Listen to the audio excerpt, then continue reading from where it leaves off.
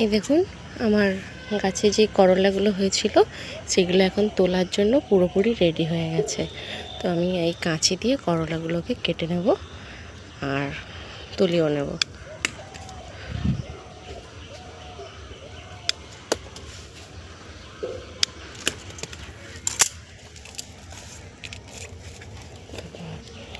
এই দেখুন 3টে করলা আরও আছে, দেখাচ্ছি।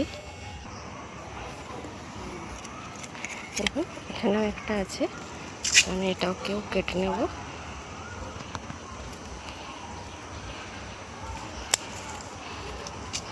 কেটে নিয়েছি। আরও একটা আছে, এইখানটাতে কোথাও একটা লুকিয়ে আছে। দেখুন এটা কিন্তু শসা গাছ, এইখানেই কোথাতে একটা, এই দেখুন লুকিয়ে আছে। তো এটাকেও আমি কেটে নেব।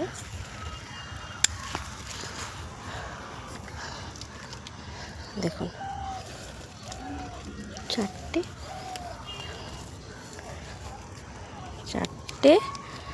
আর 5টা। একটা গাছ থেকে কত সুন্দর করলা পেলাম। টাটা, আবার পরের ভিডিওতে দেখা হবে।